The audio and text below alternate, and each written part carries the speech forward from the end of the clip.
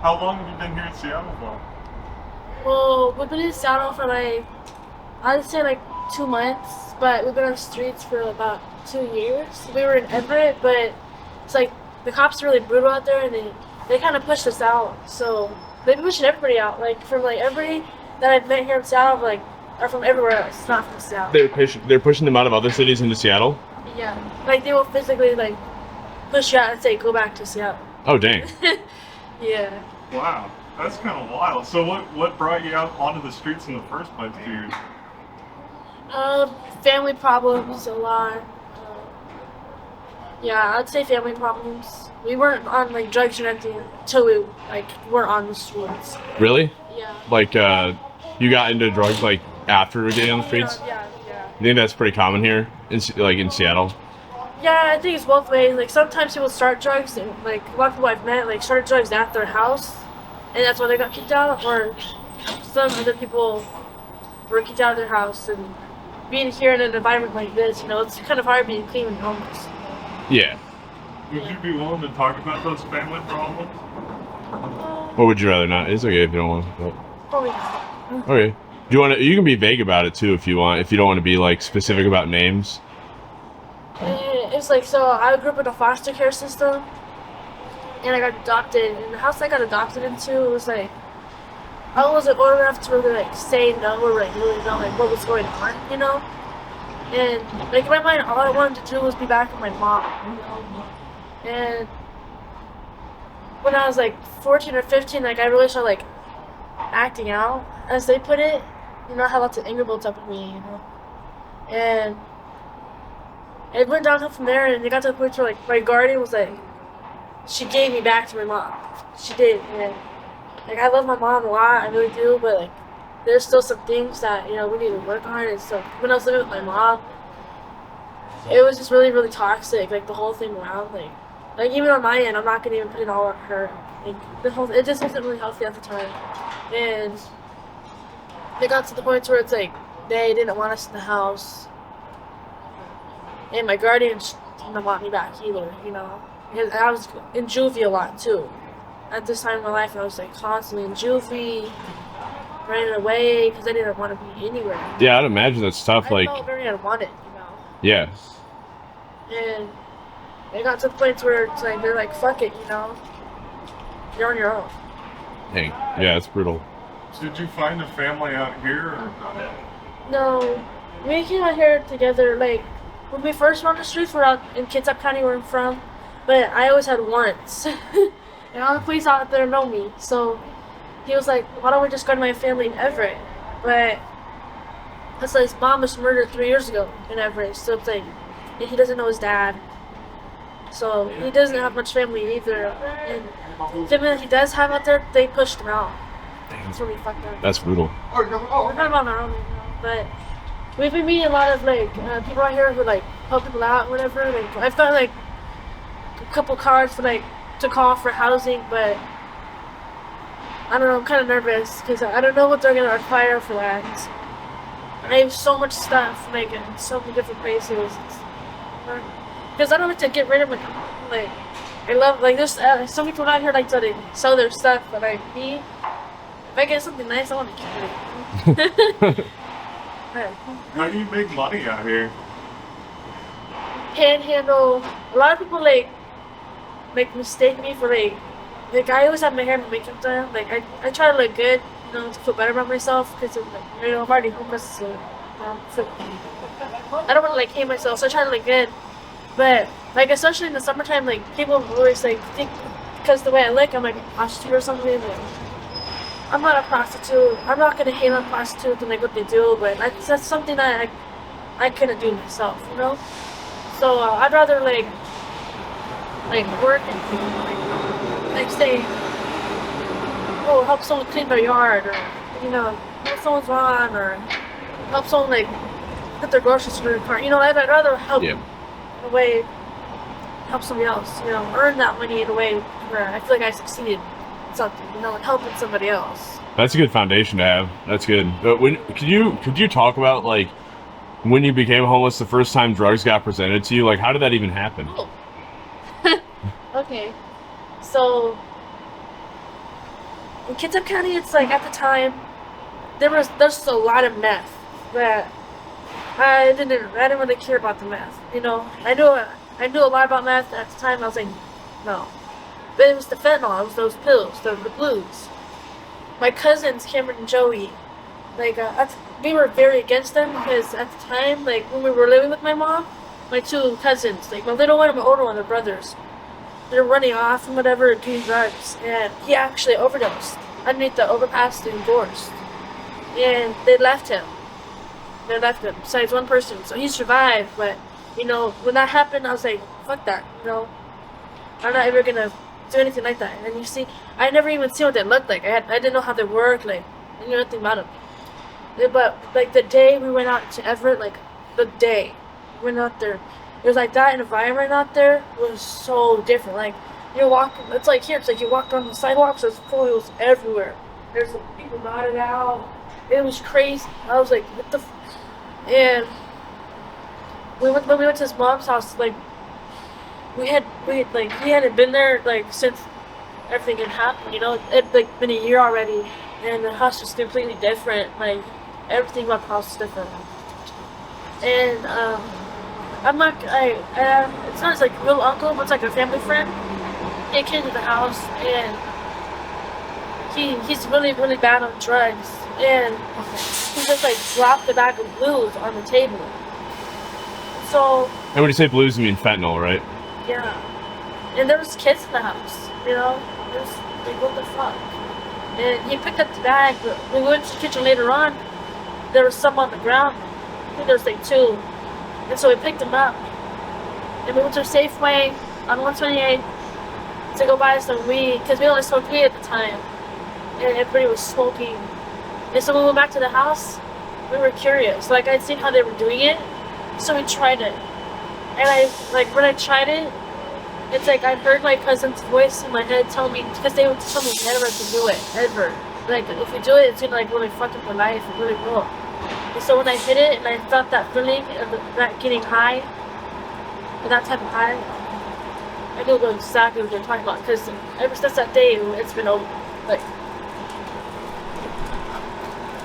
it's just, sorry Sorry about that.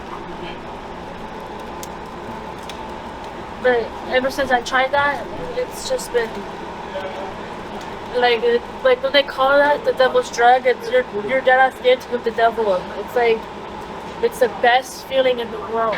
But I just know like the outcome of what comes with that is like I got locked up like 2 months later after like using for like a full 2 months. And let me tell you, bro, the withdrawals, it's no joke. Like when you get out of jail, you don't think about like what you just went through. You want to get back.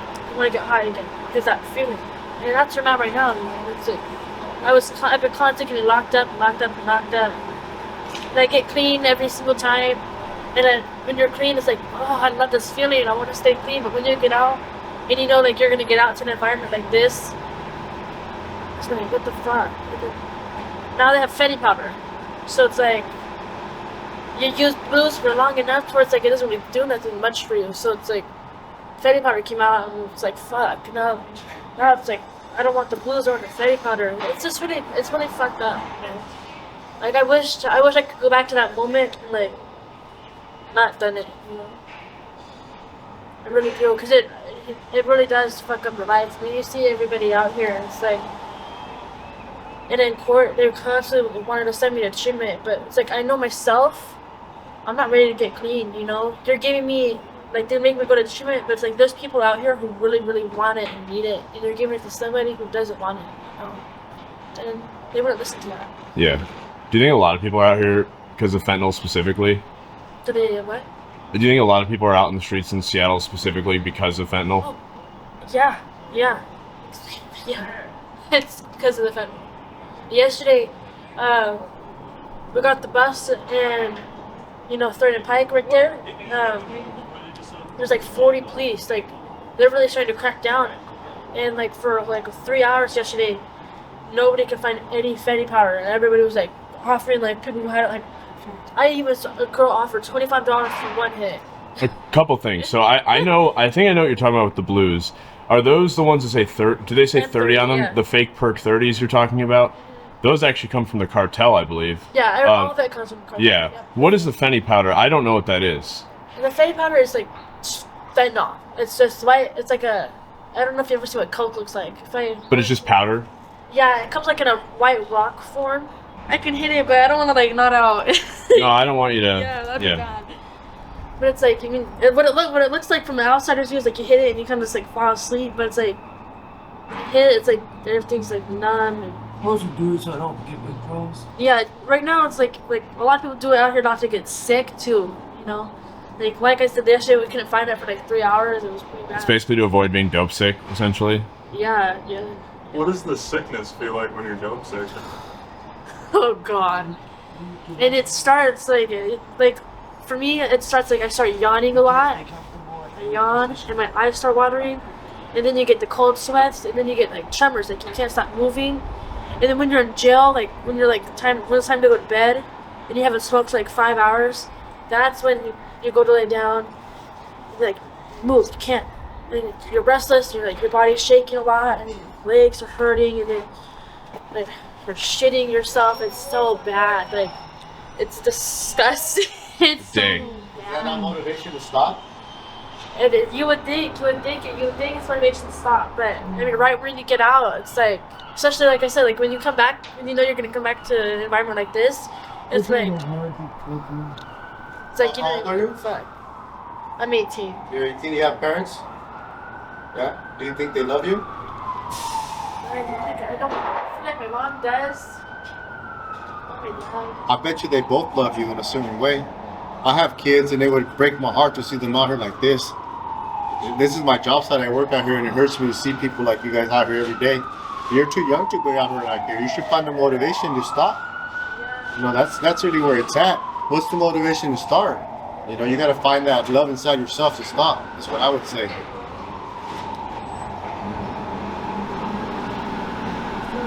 You too. What do they do when you go to prison and you get dope sick? Do they give you fentanyl or what do they do? No. So when you're a juvenile, what they give you is Gatorade powder for electrolytes. That's it. But in jail, I think after 24 hours or 48 hours, they'll give you Suboxone, which I have some right here. It's for it has Narcan in it, so you don't see anybody out here using it. But this is, it's like a synthetic opioid. It's like a. So when I went to treatment, after I was locked up for 30 days, I had nothing. But when I went to treatment and they put me on this, I thought it makes you feel high. Can you hold it up there for a second? Yeah. So it's basically like just drugs that are lighter than. It's like fentanyl, but it's really not. Okay. At the same time. It works different for everybody. Do you like this stuff or does it kind of suck? It kind of sucks, but like when you're locked up and you got nothing, yeah, it was pretty good. But I could see how this could help people on the outs. But that's if like you have like somewhere to stay. You could like keep yourself inside or whatever. You don't gotta see everybody out there. But this is for like just in case you can't find nothing at all for like 2 days. It's called Suboxone. Yeah. Okay. This is the 8 milligram. So is there shortages a lot? Like when you said there wasn't any around for 3 hours? Yeah, recently there's been a lot of shortages. Like I seen online that it said like the cartel is gonna like stop sending it, they'll stop making it or whatever. And the price of blues like went down like 3 months ago. Like it was like $1 or less for a blue, and now like yesterday I seen a guy sell 2 blues for $10. I was like, fuck that. So it's gone up and down because the shortages. So yeah, definitely. It's so cheap. How do you think, like, why do they even sell it if they're not making very much money? Well, because you can make a lot off of it. Like, just like a little rock of confetti can cost $20 for that whole rock. Dang. So it's just like, it's not like the price is just the amount that they can sell is how they turn a profit, probably. Yeah, it's definitely the profit you can do. Yeah. Make big. Have you ever sold any of it? Yeah. Most of the time, like when we get something, we'll sell clear to get fed, which is meth. We'll sell meth. Okay. Is there a lot of meth too around here, or is it? Yeah. We don't got any on us right now. Like we don't really do meth like that. Yeah. He's kind of like meth and crack are like meth and crack is like make people go crazy, literally crazy. Especially when you mix them both. I feel. Do any guys give you trouble out here? Yeah, a lot. And it's really weird because I'm a nice person, but like I hate having to be mean and yell. Yeah, You dang. know, then like they try to like catcall me. I think that's what it's called. I had some people like try to touch me. Like I'll be sitting, even when I'm next to him, it's like I'll be sitting next to him, and they think that they can. Okay, it's fine if he's just sitting next to me, and you're just like chilling there, like normal person. But if you're like trying to put your arm around me and whatever, and I'm gonna slap the fuck out of you. Like what the fuck? If you didn't have this guy here to back you up, do you think it would be way worse? Yeah. Oh yeah. Yeah. I'd probably be scared as fuck. How Yeah. did you two meet? We met a very long time ago. We're going on 6 years together. Dang. We met in the woods at like a Halloween thing I was working for. And I gave him chicken wings. I said, "You want some chicken wings?" When I first met him, I said, "You want some chicken wings?" Thought he was so gangster, my gangster boyfriend. What do you like about him? What do I like about him? Hmm? I like that he protects me. He takes care of me. He really does take care of me. He takes care of me in every single way possible. Like, he provides everything for me. He gets me. He makes sure I have clothes, I'm food. gonna walk around. Oh yeah. I'm warm. Can I come here? You're all right. Don't worry about it. Even Thank when you. I'm sick, it sounds bad when I'm sick. He makes sure I get something for himself. Any food that we have, he gives it to me. Even when I try to like constantly give it to him, he'll make sure I have it. He carries, it doesn't sound like a lot, but he really does everything for me. He does everything for me. And I feel like if I didn't have him here with me at all, I probably wouldn't be here. You know, he's kept me alive. Like, he's saved me before. Like, he really, like, when I died and he saved me. Like, Can you tell that story? yeah, I had just gotten out, and he had just gotten out too. We met him back up in Bremerton at my mom's, and we went downtown, and I couldn't find any blues, like the shortages I'm talking about. Couldn't find any blues, but we could find Fetty. And I just got out, so I can handle blues, but the Fetty, and I didn't like it at the time either. And we were shotgunning at first, which is fine. So if he takes the hit, he blows it in my mouth. But I started getting mad because I just wanted to get high at this point. So I was like, fuck it, just hand me the foil. And all I remember is hitting the foil, and that's it. Oh, and I heard Chris Brown. I heard a Chris Brown song. And I woke up, like, all these people were around me, and he was like freaking out and whatever. He had Narcan me, and then that's when it hit. I started getting sick. Because the Narcan instantly takes all fentanyl and you get sick as fuck. Yeah, that was pretty sad. I was actually really angry at the moment. I was like, why didn't you guys just let me die? Because that feeling of sickness I was getting, but It was that bad. yeah, it was bad. What does Narcan feel like when it hits? I don't know, like, I didn't even know it was Narcan until like 5 minutes later, until like I started getting sick. Like, it's like you're asleep and you wake up, but you're like, you forgot what happened. Anytime you hear that, it's an overdose. I'm not kidding. What are you saying? What are you saying about it? Every time you hear that downtown, someone's overdosed. I'm not kidding. I've seen 7 ODs in like 2 hours on Third Pipe 4 weeks ago. Man, that's brutal. And when you hear the fire truck come after that, for an overdose, they use the fire truck to block off the road because someone died. In 3 of those overdoses, there was fire trucks. It was bad. And when I saved someone from an overdose down here, these 2 random boys had walked up and started beating the guy up when I was trying to save him. Trying to wake him up. They were like socking him, trying to, it was like he was going to be unconscious. I was like, what the f***, you guys need to get out of here. Yeah, it seems like we've been talking to some other people. It seems like there's a lot of people taking advantage of people in those situations. It's really messed up. You guys shouldn't be out here. Now go home. It was really sad. Like, it really made me feel that way. I was like, I get it, he's on drugs, but like, I don't know if they like anger built up and they want to beat somebody up, but it's like, he was just dead, bro. Like, his face was all like busted up and whatever. His eyes were like, it was bad. It was bad. How many dead people have you seen? like actually dead people. Honestly, about 8 like die on the scene. Like at 8. Where do you find them? But just like when it happens, it's like at bus stops. So I can't lie. Like a lot of the overdoses I've seen, like people have died is at the bus stop. In Everett on Kitchener Road. Yeah. Yeah. See, my own friend almost died, but had a Narcan 7 times. Like she died on my suitcase. It was fucked up. 7 times. Is it when they wake up, are they like scared that they almost died? No, she's like, what? What's wrong? What happened? Wait, what? And then she started feeling sick, and then like, we Narcaned you 7 times. I didn't have to Narcan her 7 times though. I didn't know at the times like you're supposed to let the Narcan sit for like a good minute so it can reach your brain. Because they're like Narcan again. But like you're supposed to let the Narcan sit for a minute. Oh dang. Okay. Yeah, I didn't know that. So Dang. I'm like Narcan her like 7 times. She was probably really sick. Do you guys stay warm enough out here, or is it a little cold for you? It's pretty cold, but we managed to stay warm.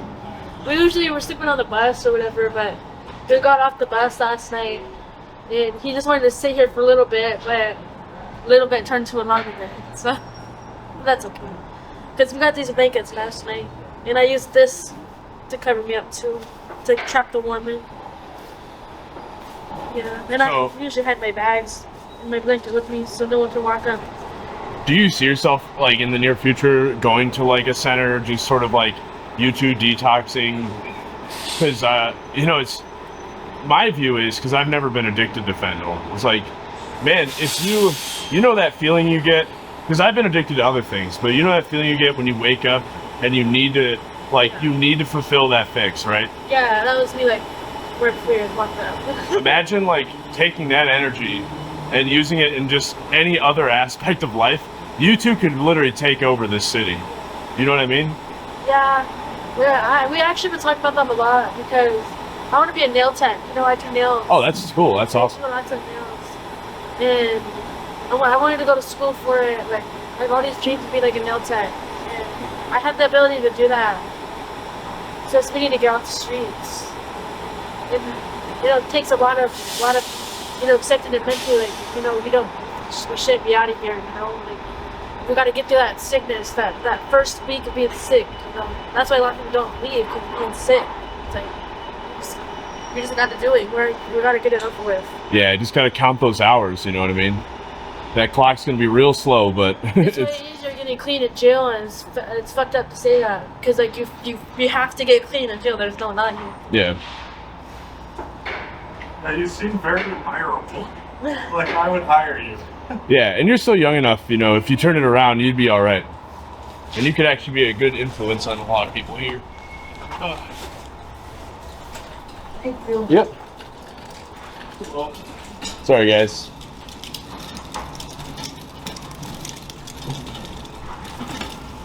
All right. I just try to look at the bright side. Yeah. Try to think positive. Yeah. If you think positive, you'll manifest positive. And even if it'll be like 2 years, I manifest it.